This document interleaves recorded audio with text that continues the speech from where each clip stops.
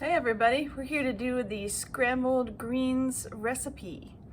To get started, we've got our eggs. We have, instead of, the recipe calls for a half bunch of kale chopped, we have a can of greens here, collard greens. We have 8 ounces of chopped mushrooms, which turns out to be the size that you buy in the grocery store. Just chop them up. You can also find canned sliced mushrooms as well that you can just drain.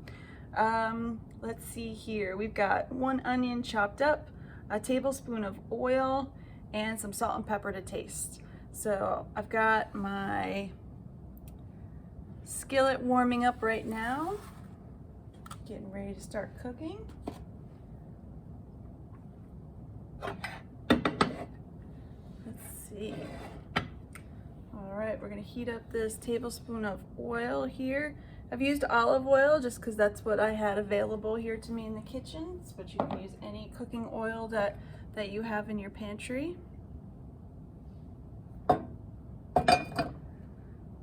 Luckily, skillets warm up pretty quickly, but while that's working, what we're gonna do is crack some eggs, and we're gonna lightly beat together 8 eggs.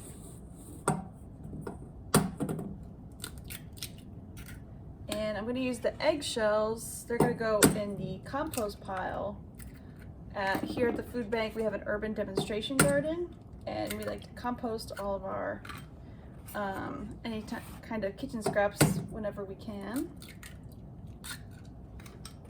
Also, if you have a little garden at home, it's great to take the eggshells and just crumble them up and put them in your soil, especially if you're growing something like tomatoes or peppers. Get some of that calcium into your soil. Always very helpful. All right, so we've got our 8 eggs together. And so the pan's nice and hot, so I'm gonna add the onion here and get that started. Now, like I said, the recipe calls for fresh kale, but you can use any type of green you have. You can use spinach, chard, collards, kale, any of those things, and you can do canned, fresh, or frozen. Also, feel free to just make this an onion and mushroom scramble if you like. The recipe is really just a guideline to help you use up some of the things that are in your pantry that you may have received. While those are cooking, I'm gonna whisk together these eggs. Just nothing crazy, just so they're nice and mixed up. Broke up the yolks with the whites. Get them all dancing together, have a good time. Set that aside.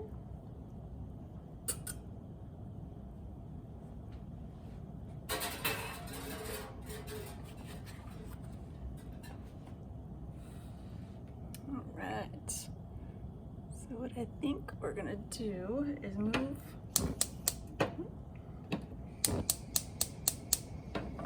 this back to a larger burner to get this thing going, right? So while the onions, we're just gonna add a little bit of salt, a little bit of pepper to start. Just add a little bit in the beginning can really help open up the flavors, and so that you don't have to add too much more to taste later.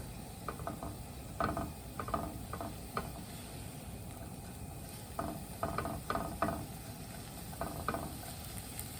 we go.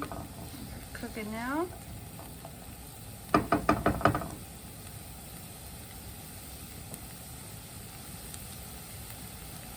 So since I'm using canned kale, I'm gonna wait to add that.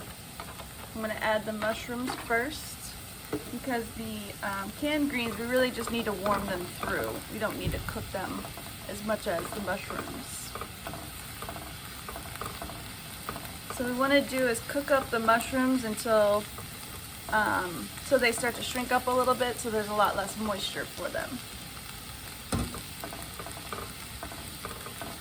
Eggs here ready to roll.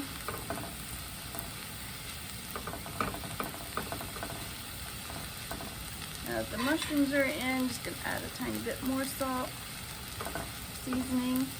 Other things that would be great to add to this recipe, if you have like chopped peppers, you can add. I really like Tony Chachere's Creole spices. That's really good, I think, in any sort of like egg dish, or really anything with that one, to be honest. But yeah, if you're looking to minimize the sodium in your diet, herbs like dried oregano could be good. If you'd like a little spice, you can do crushed red peppers as well. Smoked paprika is a surprising winner in all sorts of dishes. It's a good find that I've found. And of course, like extra black pepper. Whenever sometimes you think that you need to add a little more salt to a dish, what you might be missing is some acid type flavor. So you could do something like add a little bit of tomatoes. If you have fresh tomatoes, chop up to add to this, or you could do like a can of diced tomatoes. You could also add, sometimes with darker greens like collards and kale, I like to add a little bit of vinegar to them, because that helps that just brighten that flavor, cuts the bitterness without having to add salt to it. So you see how the mushrooms are shrinking down now? Some of the moisture coming out of them.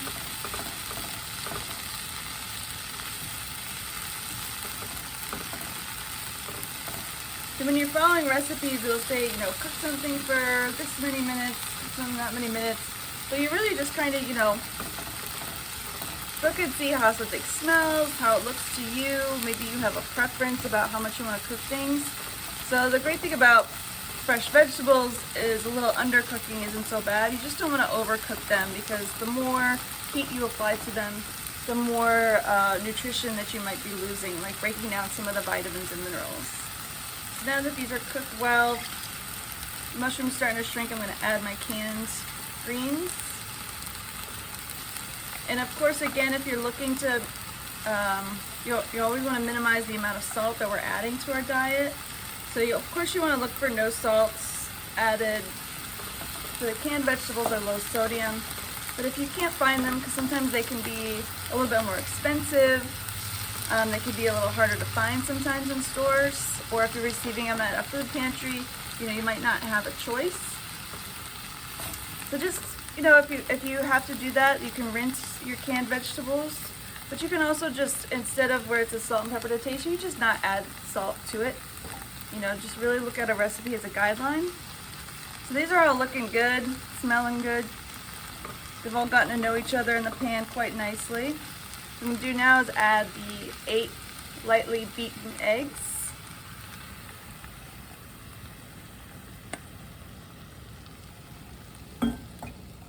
And for this, you're just going to want to, just fold it all together until the eggs really start to firm up and they become less of that translucent color and become a little more solid yellow.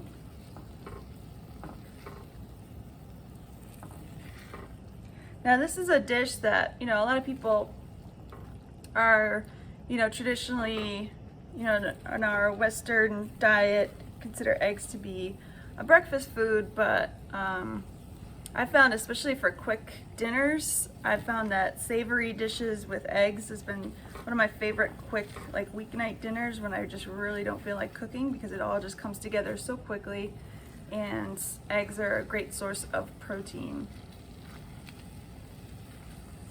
And they can be a lot less expensive than looking for purchasing meat or something like that in the grocery store when you're looking to get your protein source. Some favorites of mine to add to any sort of egg scramble are things like kimchi, or let's see, what else do I like to add? I like to add hot sauce for flavoring, and that, again, usually, read your labels, but that's a way to add flavor without having to add heat to it. And then always experiment with all different kinds of whatever vegetables you might have. Again, fresh, frozen, or canned goes great with any sort of scramble. If I didn't have these greens, I probably would have used up some peppers that have been sitting in my fridge for a little too long. I always like to keep frozen broccoli in my freezer because that's a favorite of mine. It's just something good to have on hand so you can quickly put together a meal for just yourself or for your family. A great way to get a lot of nutrition with vegetables. Fresh doesn't always have to be the only option for you to get your vegetables.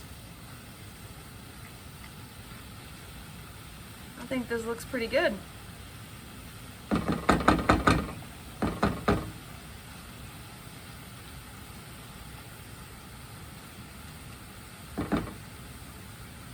And there you have your green scramble. Hope y'all enjoy.